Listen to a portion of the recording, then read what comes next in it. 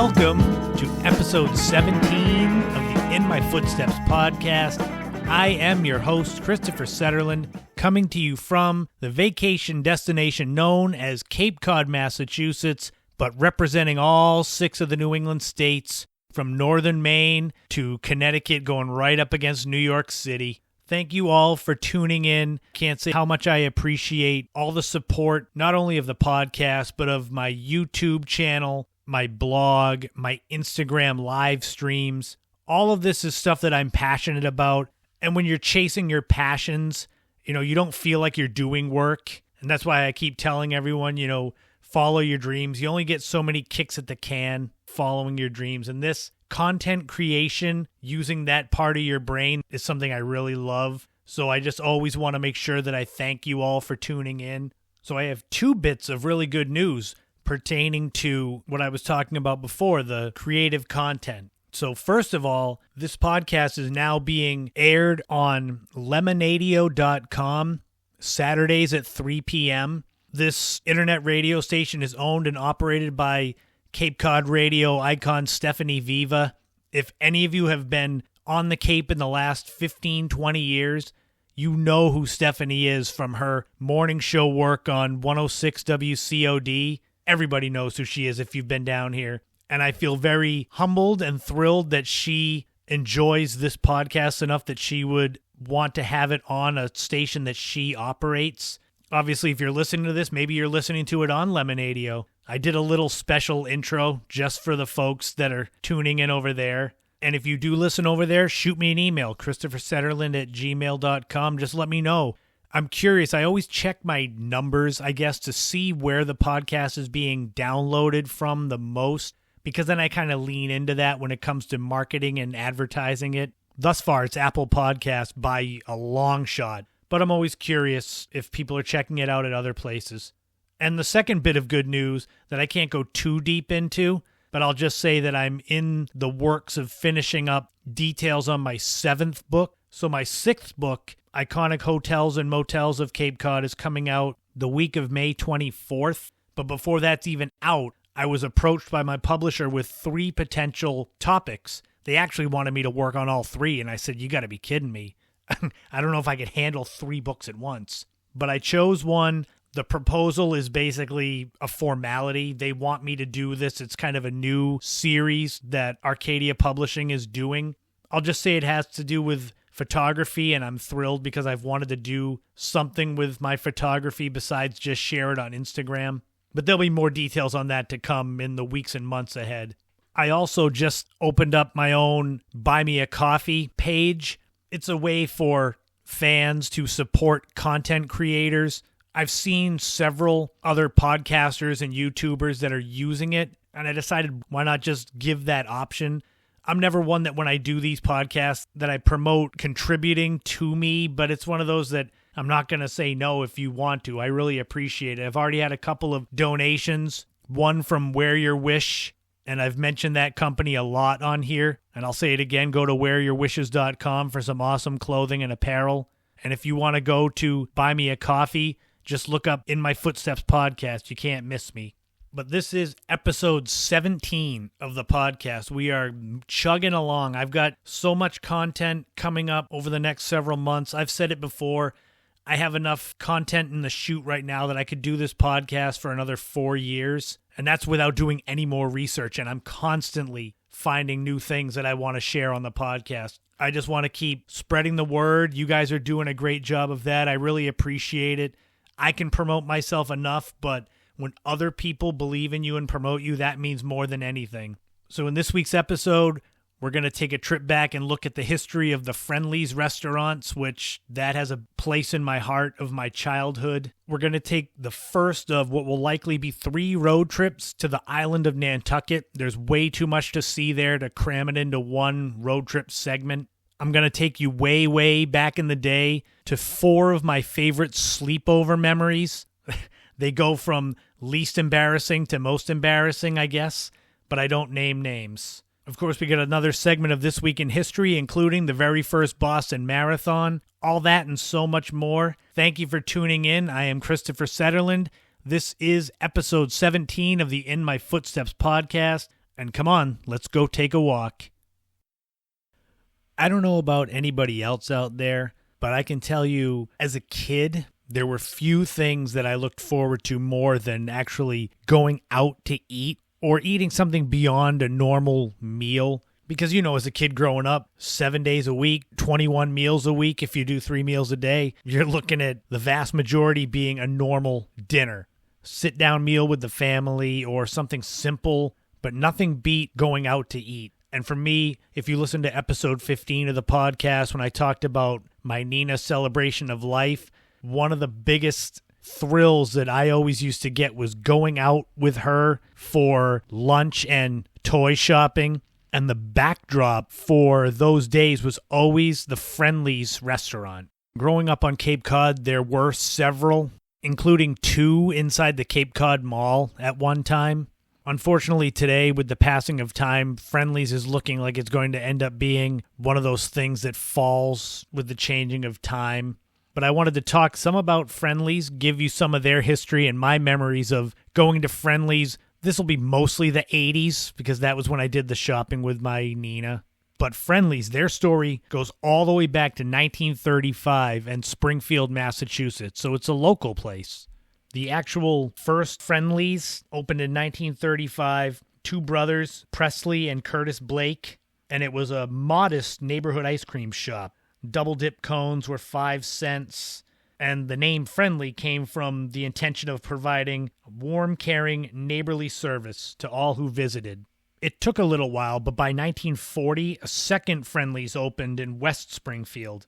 And this one, popular demand with customers, they had to add food. So a hamburger was the first food item besides ice cream. Even as the number of restaurants, physical restaurants, diminish, as of January 2021, there are 130 Friendly's still open. For us living on Cape Cod, the closest ones are either Plymouth or North Dartmouth. But even as those diminish, you can still go to most supermarkets and get the Friendly's ice creams and novelties and such. But the Friendly's take-home half-gallon ice cream packages, those started in 1950. And you can remember when you go to Friendly's, they would have those at the front by the cash register. It was like a gift shop. There was all the ice creams that you could buy right from there, and you can get all those same ones. As time went on, Friendly's slowly added locations. There were 10 by 1951 in Western Massachusetts and Connecticut, but it took off in the 60s and early 70s to a point where there was 500 Friendly's located in the Mid-Atlantic and Northeast by 1974. That next year, they introduced one of their most famous creations, and that was the Jubilee Roll. This was something mostly for the holidays. Chocolate and vanilla ice cream with nuts and sprinkles and fudge, and it came in that green container. I'm sure it's still around now. That was one of their most famous items. The Blake family held on to Friendly's through 1979, and then they sold to the Hershey Foods Corporation. So, that's a pretty thing from going from one store in Springfield in 1935 to then Hershey, like the biggest candy/chocolate company in the world, owning you. Things were looking pretty good for Friendly's. As I stated before, you can still get the Friendly's ice cream in supermarkets. That began in 1987 with those half gallons. They have the little mini sundae cups. Every now and then I still get those. Those are really good. They're addictive, especially when they're 10 for 10 at Stop and Shop. Look out. I remember in my trips to Friendly's with my Nina or sometimes my Uncle John or other family members, I always got the chicken lickin' plate, which was chicken tenders and fries. That's the common favorite for any child. Chicken nuggets and French fries. I could still go for that. And of course, there was the Fribble, their milkshake. It would come in that big milkshake, the thick glass with the Friendly's logo on it in the cursive red letters. I didn't know until I started doing the research for this podcast segment that Friendly's, I always called it that. It was not called Friendly's with the S until 1989. That means it was Friendly, even when I was a kid. But I always have just called it Friendly's and assumed it was always that. But no, not until 1989. The kids menu was still there. If you didn't like that kind of stuff, you could always get a patty melt. They had grilled cheeses. It was just a fun atmosphere. I always remember those different sundaes. And the Sunday cups they do are similar. You could get the Reese Pieces one or the Heath Bar one. It was different when you got them there and the cup actually in front of you. But as a kid, it was like the greatest thing ever. It ended up there was more than 60 flavors of Friendly's ice cream. And at its peak, there were 850 locations. It seemed like they were everywhere. Even on Cape Cod, I still drive by them now, the ones that have closed or become other restaurants, and you can see that shape. You know that triangular shape of a Friendly's restaurant. So what ended up happening that kind of spelled the end? Well, in the 21st century, there was the recession in 2008. That coupled with the company getting sold a couple of times. After that recession and at the beginning of the 2010s, they filed for bankruptcy. Over the 2010s, they closed more than 300 locations. In 2016, they were sold to a Texas-based company, Dean Foods, for $155 million. In 2019, that's when they started closing a lot of the New York and New England Friendly's locations, and that's when I started seeing a lot of them going under, including the one in Hyannis and the one in South Yarmouth that's next to the Cape Bowl bowling alley. In November 2020, mostly thanks to the COVID pandemic, Friendly's again was sold. This time, though, it was for only $2 million to the Amici Partners Group, which it's just unbelievable when you hear that. $2 million for the Friendly's franchise, the name, everything. You would think how big this was in the 80s. I can think of it as a kid. I never would have thought that Friendly's would be sold for that little money. Incredibly, the Blake brothers both lived to be very, very old. In May 2019, Curtis Blake passed away at the age of 102. And Presley Blake, he only died a few months ago in February 2021 at the age of 106. It's incredible. Maybe it was something in their ice cream that they made, but both brothers lived to be well over 100. And who knows what the future holds for the Friendly's chain. Like I said, there's 130 of them left. None of them are within 45 minutes of where I currently live. So in this area, it seems like it's going under, but I don't know what the rest of the restaurants are like. Obviously, you can get the ice cream in supermarkets, but I'm always going to look back so fondly on the memories of going to Friendly's with my Nina. I always got the chicken lickin', and I would get a Fribble and or a sundae. But you all out there, what was your favorite Friendly's food? Did you like the Fishamajig or the big beef cheeseburger? They were always on toast instead of an actual burger bun. Did you love the sundaes, the strawberry or the banana or the Jim Dandy or the regular hot fudge? Did you like to sit in the nice vinyl booths or at the counter? I could go either way. Friendly's was just a different place, and it's a shame that kids of today will probably only know it as the ice cream in the supermarket and not the experience of going with your grandparents or family to go to one, sit there and look at the menu with all the pictures, and just you felt special being there. And it's not just Friendly's, but that was the one that always stuck out for me, and I wanted to share some of my memories of Friendly's and the history of it, and I hope that it brought back some positive memories for you New Englanders listening to this that used to go to Friendly's as a kid. And any of you listening elsewhere, are there Friendly's restaurants near you? Were there in the past? Which one did you used to go to? I'm always curious as to how they're doing outside of New England. But no matter what happens with Friendly's, we'll always have the half gallons and the sundaes in the supermarkets, right?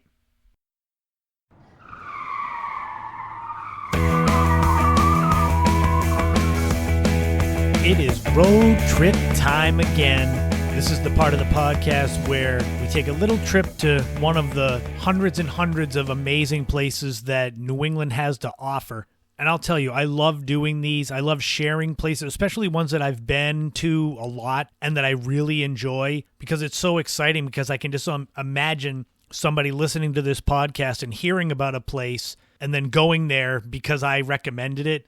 When I started my In My Footsteps travel blog in 2010, I went to a couple hundred cities and towns, and I enjoyed all of them. Now, granted, on varying levels. So some of the places that I share on the podcast, you can tell when I really, really love the place I'm talking about. So get ready, because we're about to travel 30 miles off the coast of Cape Cod to Nantucket Island, a throwback to 18th century, 19th century whaling, and it's incredible. This is going to be part 1 of 3 parts. They won't all be in a row, but there's no way I could cover all of Nantucket Island in one segment. So the easiest way to get to Nantucket is via the Steamship Authority ferry, which usually you leave from Hyannis. The regular ferry is, I think, 2 hours and 10 minutes. There's a fast ferry that takes an hour. You can fly over there. There is the Nantucket Memorial Airport in the center of the island, but the ferry is the most common. And when you take the ferry over there, you dock right at downtown. The first thing you see before you get to downtown is Brant Point Lighthouse, which is one of the most well-known lighthouses in the country, I would say. Maybe I'm being biased. So it's located at the tip of Brant Point. There are 2 other replicas of this lighthouse in Mystic, Connecticut, and one in the inner harbor of Hyannis. So the irony is if you're going to Nantucket, you could actually see this same lighthouse at the beginning and the end.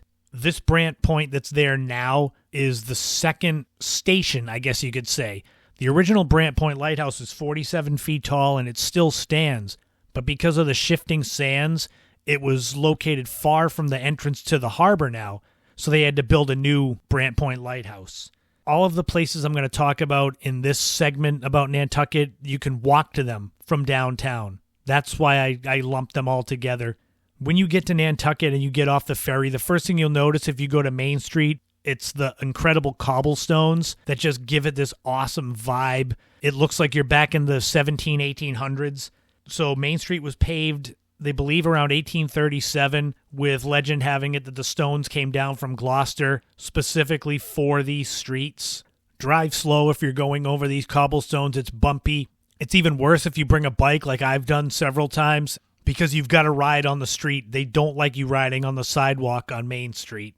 At the beginning of Main Street is the Lieutenant Max Wagner Fountain, and it actually just returned to this spot just last month, March of 2021, because a year earlier in March of 2020, it was struck by a motorist and nearly destroyed.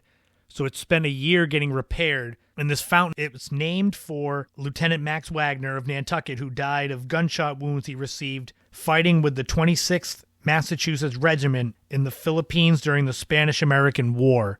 I only knew it as a beautiful fountain, but when I wrote my 3rd book, which was In My Footsteps, A Traveler's Guide to Nantucket, I had to learn the appropriate name to put it in the book, and that's where I learned about Max Wagner. Not too far from the fountain at 16 Main Street is the beloved Gardener's Corner Compass Rose. It's a mural with directions to all these cities from where you're standing, London, Paris, etc. It's a neat little spot to check out and just see where you are in the world. And when you're walking from the ferry, there are several wharves with a lot of boats that are really cool to just check out. The Nantucket Boat Basin is a really popular marina located right there in Nantucket Harbor. It's the premier luxury destination for the sailors and yacht captains. There's 240 boat slips, so a lot of times you can see some really cool boats there. Being an island, naturally there's beaches that just surround you wherever you are. And from downtown, when you get off the ferry, you can walk to Jetty's Beach, which is about a mile walk north from where the ferry docks. It's called Jetty's Beach because there's a super long rock jetty that sticks out about 3/4 of a mile out into the water. If you want beaches, though, you've got to go. It's also about a mile walk from the ferry, but it's a little bit east of Jetty's Beach, and that's Steps Beach. It's probably in my top 5 favorite places on the island. It's difficult to find parking, per se, to get to it. There's a bike rack at the head of the trail that leads you to it, but 23 Lincoln Avenue is basically where you would go. Steps Beach, I guess it gets the name because of the steps that you got to take to get down to the beach. But at the top of those stairs, the view is incredible. You look over and you can see Nantucket Sound, and to the right, there's this really cool dune shack. It's a place that I was lucky enough to see the sunset at once, and it's just incredible. So I highly recommend that. Definitely take a bike when you go there. Nantucket's not that big where you can't see all of the island on a bike.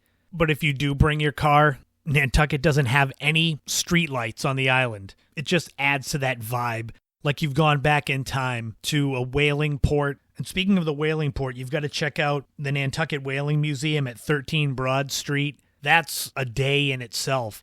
If you go over there for a day trip, it's going to be difficult to really see all Nantucket has to offer.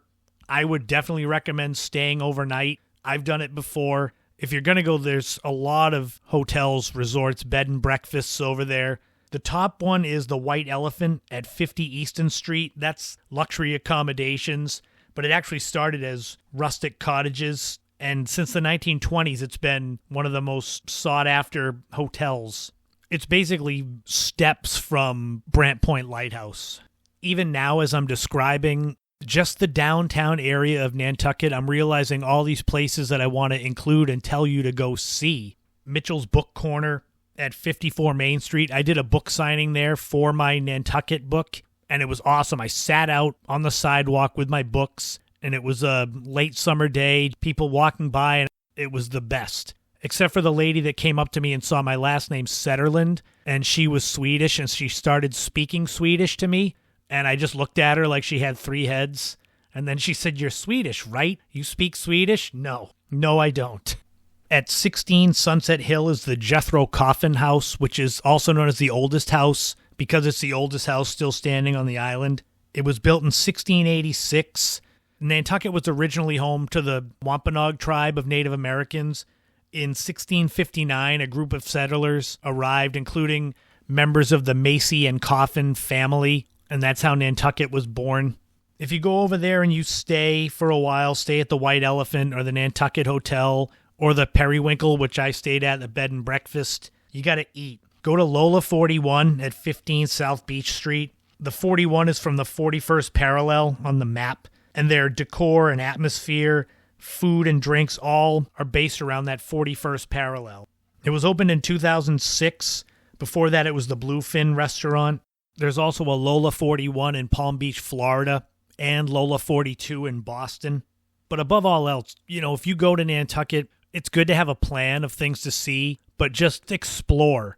There's so much to see just in downtown. I can't recommend it enough. Go eat at Something Natural, the sandwich shop at 50 Cliff Road, just a walk from the Jethro Coffin House. Check out the Nantucket Lightship Basket Museum at 49 Union Street. Check out the First Congregational Church at 62 Center Street. It's beautiful inside, but if you can get a chance to get up into the tower, it's got this incredible view of downtown. That's the big selling point. It's a throwback island. Everything you could want is there. You feel like you're far away from everything, including the 21st century. But just go. Visit Nantucket. I can't wait to get back over there this summer. It's a place so nice that it became my 3rd book that I ever wrote. I'm very proud of that. In My Footsteps, A Traveler's Guide to Nantucket through Schiffer Publishing. I'll put a link in the description of the podcast in case you want to check it out. It's got all these places listed, and they go kind of in an order that you would get off the ferry and go north, and you would do a circle around the island. So I tried to take the guesswork out. All these places I mentioned are all in there. But as we go forward, like I said, there'll be 2 more parts to Nantucket Island. The second part will be the outer villages of Sconset and Madaket. And then probably the third one will just be everything that I missed, because I know I will. I know I've missed stuff already now. Tune in again next time for another road trip. We will find another amazing place in these 6 New England states that you've got to go and check out, and I will give you all you need to know to go there. Before we go on, I just wanted to say a special thank you to Stephanie Viva for allowing this podcast to be shared on her Lemonadio.com. Lemonadio is a new venture, Cape Cod and the world's best alternative. It's something that Stephanie took on thanks to the changing world of COVID. Anyone who has been on Cape Cod, visited Cape Cod in the last 20 years or so knows who Stephanie is. She's one of the voices of Cape Cod radio that have stood out. You'd remember her from 106 WCOD and her morning show, and now she has branched out. At Lemonadio, she's helping partner with other aspiring podcasters, entrepreneurs. But in addition to that, you can still find her on traditional radio. She's on WKKL 90.7 Wednesdays from 10 a.m. to noon. She's also found on X1023 The Dunes. So go and check her out at all these places. Check out StephanieViva.com. I will put links to all of these in the description of the podcast. But I wanted to make sure that I took a minute out to give her a shout. She doesn't need my shout out, but she deserves it. She's been doing such great work for so long, and I really appreciate her allowing me to be shared on Lemonadio. And go and check out her websites, give her a listen, and you'll easily remember why she's one of Cape Cod's radio icons of the 21st century. For any of you that have listened to the podcast, you know that I have said all along I was a child of the 80s and a teenager of the 1990s. And it's funny for me to be my age now in my 40s, looking back at things from my childhood and saying, wow, I can't believe we were allowed to do those things. It's the same with my parents saying things were different in my day, and I never thought I'd be at that point. And I look back, and there's definitely things I miss about being a kid. There's some things I don't. Obviously, you can kind of do whatever you, well, not whatever you want as an adult, but you got a lot more freedom. But there are things that I miss about being a kid. Get on your bike and ride to the store or walk to the corner store. Having far less responsibilities when it comes to holidays, getting all kinds of stuff for your birthday and having parties. But the thing I miss the most are the sleepovers that I used to have, going to friends' houses, friends coming to my houses. And that's what I want to talk about going back in the day. I want to share 4 of my favorite sleepover stories for some laughs and maybe to bring up some memories for you. And as we go, there might be a second segment of sleepover stories. But these were the 4 that came to me right away, and I'm going to not name names with some, because some are pretty embarrassing, and I'll embarrass myself, but not others, if possible. The first one has to do with one of my, I think it might have been my first sleepover at someone else's house. I was probably 9 years old, and this friend lived right around the corner from us, and he was part of a big family just like me, so all of us siblings kind of paired off. We were all kind of similar in ages, but I remember everything was normal. We were sleeping in his, well, not sleeping in his room, but we were going to sleep. And he decided it would be fun to start freaking me out about Freddy Krueger because A Nightmare on Elm Street Part 2 had just come out. And I remember he scared the hell out of me. 9 years old, so, you know, I think it was episode 2 or 3. I did a back in the day segment about when I thought movies were real. And this was in that time. So I thought Freddy Krueger could have been real, coming to get me when I slept. But he ended up scaring me so much that I freaked out, and his mom had to call my mom to come walk. It probably was 10:30 at night. She had to walk in the dark around the corner from our house to come and meet me and have me go home with her. So my very first sleepover was me getting scared, crying, having my mom have to get called to come and get me. So that's how it started, at least in someone else's house. The second story also revolves around a movie. This one I can name names. This was one of my oldest friends. His name was Matt, and he lived diagonally across the street from me in the neighborhood I grew up in, Cherry Lane.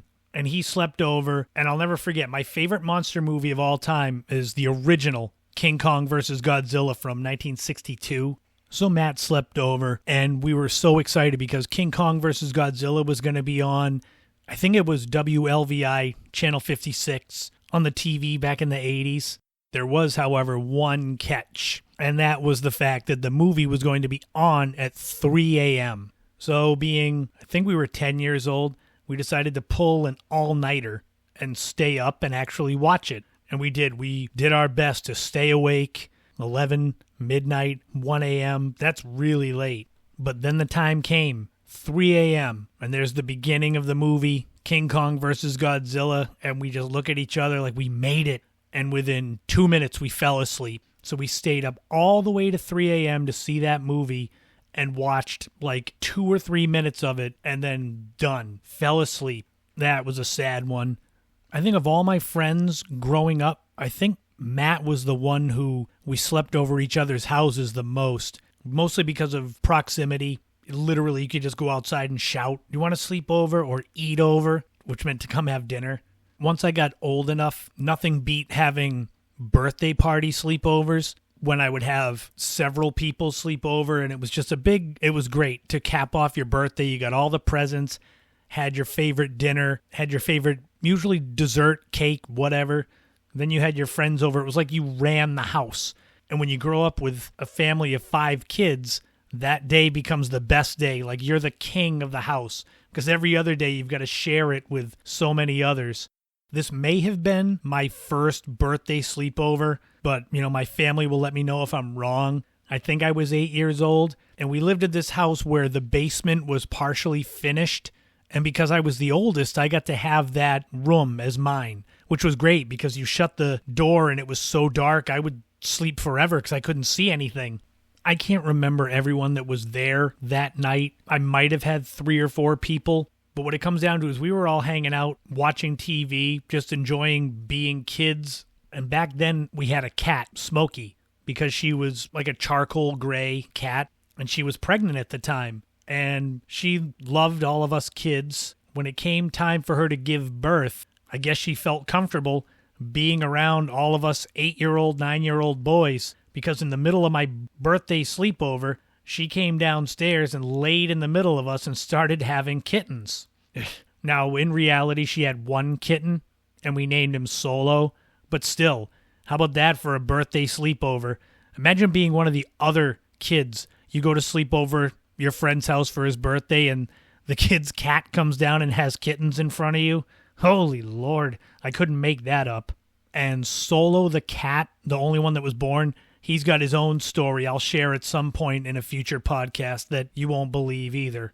But now we come to the 4th sleepover story. So when I say I can't make this stuff up, my family, especially my siblings, they make the joke that my life sometimes seems like an episode of the show Seinfeld, where the most random things happen, but it's reality. And this story here, I was, I think, 12 or 13. So obviously this Life as a Seinfeld episode started early. I'm not going to name names here because this is the king of all sleepover stories. So me and another friend of mine, we were going to stay at a third friend's house. So far, so good. And we slept, I believe I slept on the floor in a sleeping bag. My friend slept on the couch. And the kid whose house it was, he slept in his bedroom. So imagine that you invite people to sleep over and you don't even sleep down where they are. That immediately should have been a red flag.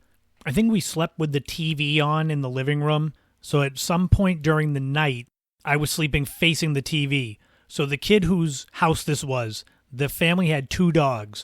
One really big dog that, I don't know if it was an Akita, something like that. But then he also had a poodle, a little poodle.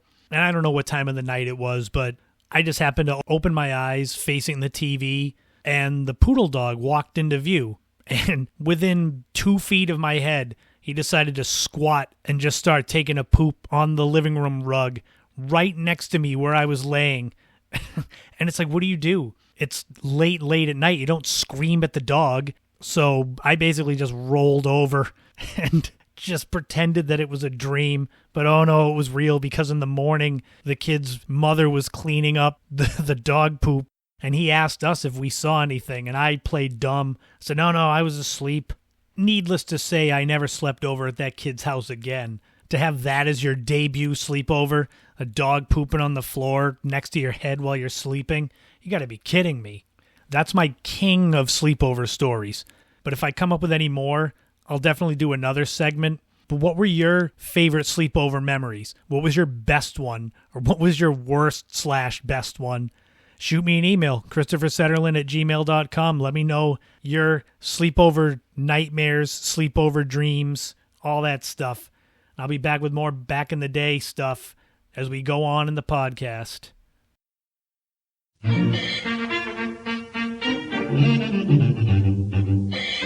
It's time for the latest installment of This Week in History, where I comb through all the archives that I have access to come up with a few interesting stories from over the years, decades, centuries, and open up a new time capsule. I love history. I became a big history lover in high school, and I try my best to make history as interesting and palatable for even those of you that don't like history. So let's jump right into what is another big week in history. This week in history, 246 years ago, April 18th, 1775, Paul Revere makes his world-famous ride. In 1774 and in the spring of 1775, Paul Revere was employed by the Boston Committee of Correspondence and the Massachusetts Committee of Safety as an express rider to carry news, messages, and copies of important documents to as far away as New York and Philadelphia. He was like a postal worker before the post office was a big thing. So on the evening of April 18, 1775, Revere was summoned by Dr. Joseph Warren of Boston. He was given the task of riding to Lexington, Massachusetts, with the news that regular troops were about to march into the countryside west of Boston. Story has it that these troops planned to arrest Samuel Adams and John Hancock, who were staying at a house in Lexington, and probably continue on to Concord to capture or destroy military stores, gunpowder, ammunition, and several cannon. Revere contacted an unidentified friend and instructed him to show 2 lanterns in the tower of what is now called the Old North Church. It was then called the Christ Church, as a signal in case Revere was unable to leave town. 2 lanterns meant that the British troops planned to row by sea across the Charles River to Cambridge, rather than march out on land at Boston Neck. Paul Revere was successful in getting to Lexington and basically saving Adams and Hancock from capture, but then he himself was captured on his way to Concord, but he was released later on, having succeeded in giving the Massachusetts and colonial militia the heads up. The battles of Lexington and Concord soon followed, which sparked the American Revolution, and it all started 246 years ago this week in history. Ironically, Paul Revere did not gain fame for his ride until a poem was written about it by poet Henry Wadsworth Longfellow in 1860. This week in history, 124 years ago, April 19th, 1897, the first ever Boston Marathon was competed. The idea for a marathon in and around Boston was the idea of John Graham, who was the inaugural United States Olympic team manager. The original Olympics as we know them today happened in 1896 in Marathon, Greece, thus the name Marathon. And it was such an amazing experience, this race, that naturally they wanted to have one here in the United States and in Boston.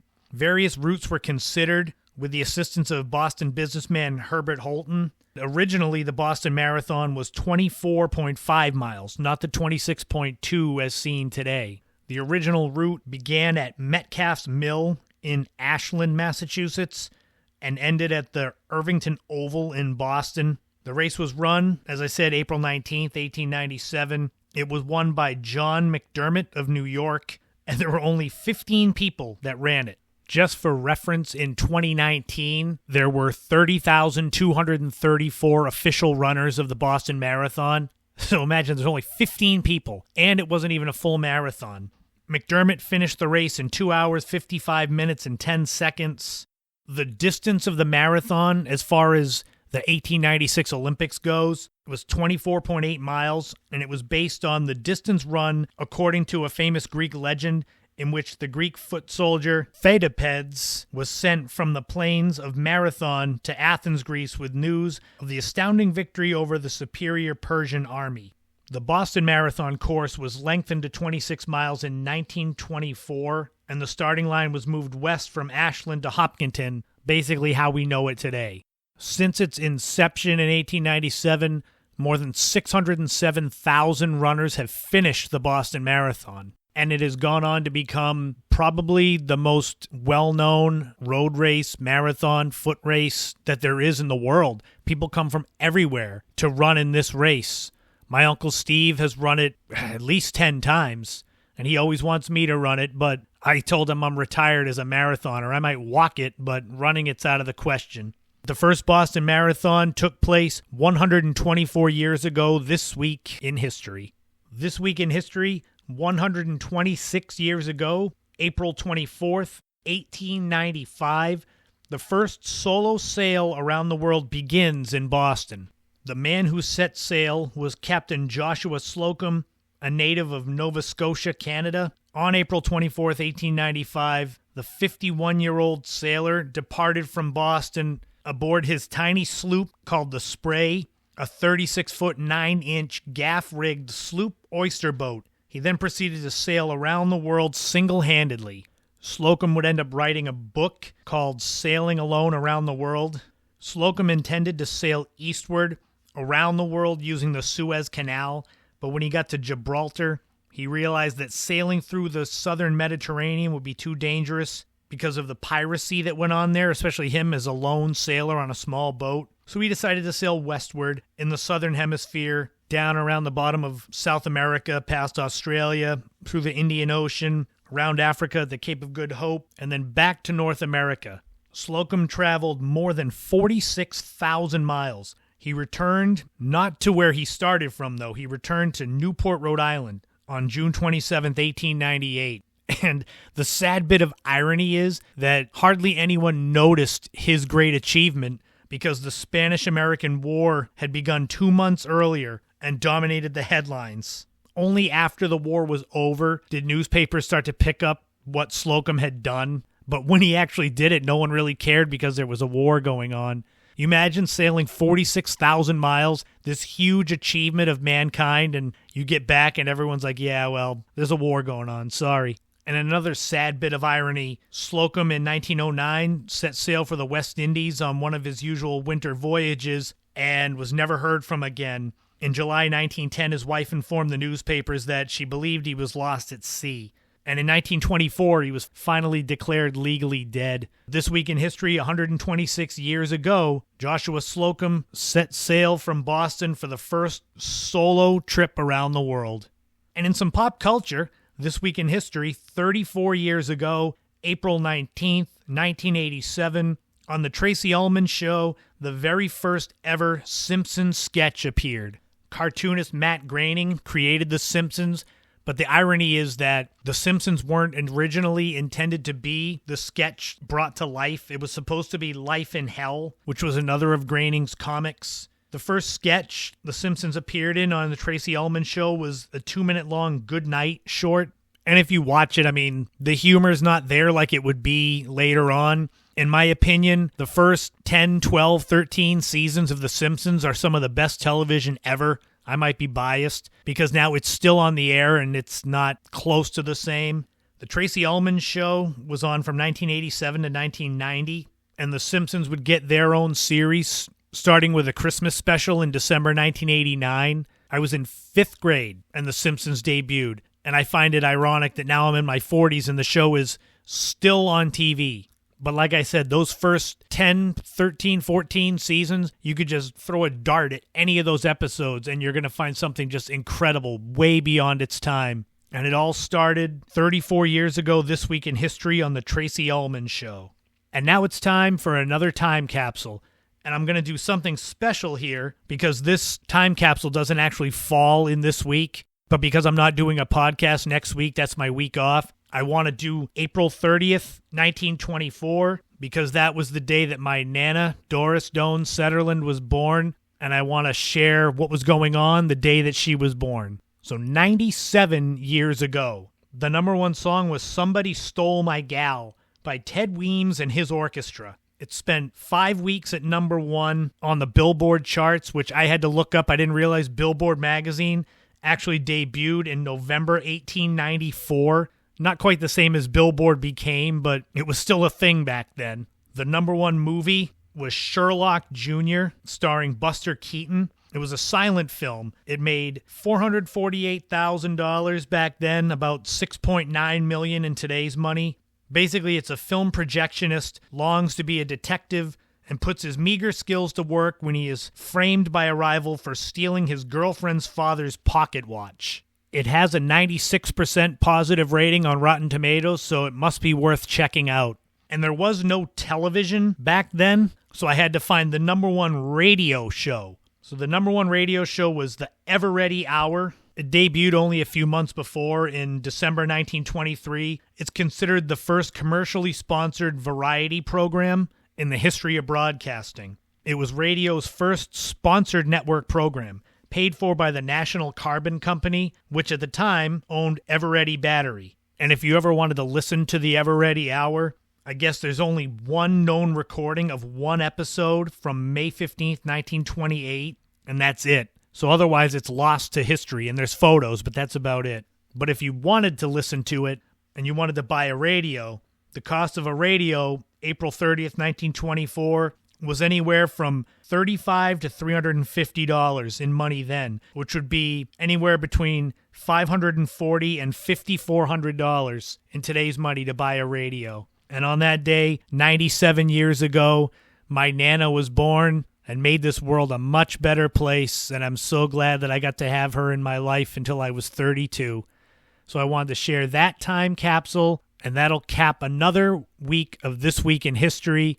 I hope that it makes history palatable, interesting, even a little bit entertaining, even to those who don't like history. And I'll be back again the next podcast episode with more This Week in History.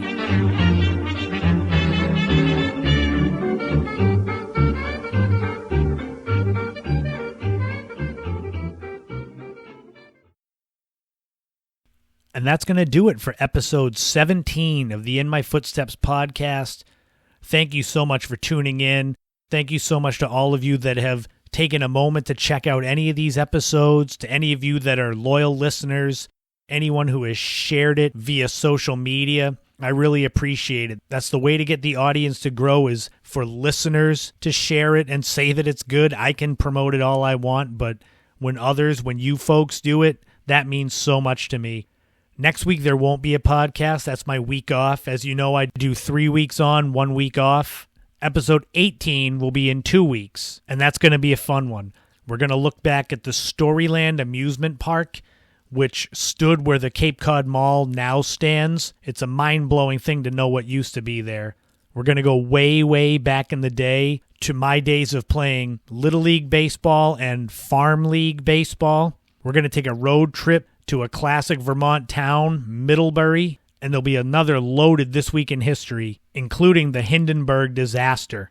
But before then, you can tune in to my live streams on Instagram Fridays at 8 p.m., where I kind of go over the podcast in more detail and just have fun chatting with anyone who wants to come into the chat and listen to me yak on for 30, 40 minutes. It's fun. It is. It's called Without a Map. Find me on Twitter. Chris Setterland is my handle. Instagram, like I said, I've got 2 channels. Christopher Setterland is the official one that I do the live streams at. I've also got an In My Footsteps podcast one. Find me on Facebook. I have a fan page, In My Footsteps podcast. Check out my official website, ChristopherSetterland.com, designed and operated by my oldest friend, Barry Menard, a great graphic designer from Rhode Island. I hope any of you that have listened on Lemonadio just shoot me a message somehow and let me know that you're hearing it. I'm just curious what the audience is like over there. As I said, thank you again to Stephanie Viva for giving me the platform on there to share this with all of you. Hopefully you're enjoying it. I've got so much more content to come, tons of it, years worth. So there's plenty of time to build the audience. Visit wearyourwishes.com, my sister Kate's clothing and apparel store. It's really taking off. If you go there, she's got a lot of high-quality merchandise. She's adding things every day. She's got an awesome luck collection dedicated to our grandpa and things like that. She's always adding things, and she's worked so hard, and she's selling out of a lot of stuff. So if you go there and see something you like that's not there, either send her a message and let her know, or just wait because it'll be restocked. I also wanted to announce, so my next book number 6, Iconic Hotels and Motels of Cape Cod, is being released, as I said, May 24th through the History Press at Arcadia Publishing. Since I can't really do a regular book launch like I've been doing for every other book where we have a get-together and kind of a celebration, I'm going to do a special live stream on Monday, May 24th on Instagram. I'll let you know more about that. I'm going to try to have it with photos and some stories of doing the book and such to make it as close to normal as I can. But I wanted to give a heads up so that if you want to come and check that out on Instagram, it's going to be fun. I'll make it fun. The book is dedicated to my 6 nieces and nephews, Kaylee, Emma, Liam, Landon, Lucas, and Sylvie. I wanted to give them all shout-outs. I said in the book, and I'll say it here, they make getting older not as bad. And that's the best compliment I can say. It's great to see them all doing so well and making me and especially their parents all so proud. They're worthy of having the book dedicated to them. And just remember to take care of yourselves out there. I feel like everyone's burned out. I know I've been burned out. But even if you're burned out, just take time for yourself. It's getting nicer out. Be out in the sun. I've been trying to do that a lot more. Vitamin D. Plus, it helps you drop some weight, which is what I've needed to do since COVID. Self-care taking care of yourself, putting yourself first. That's most important. Hopefully as summer goes, things will get closer to back to normal, and then we can all start to enjoy life like we used to before. And as I always say, remember, don't walk in anyone else's footsteps. Create your own path and enjoy every moment you can on this journey we call life, because as we've seen in the last year, you never know when things are going to change. So just enjoy it while you can. And I'll talk to you all again in 2 weeks, but I'll see you sooner than later on the live streams. And thank you so much for allowing me to share my passion with you with this podcast. I really appreciate it.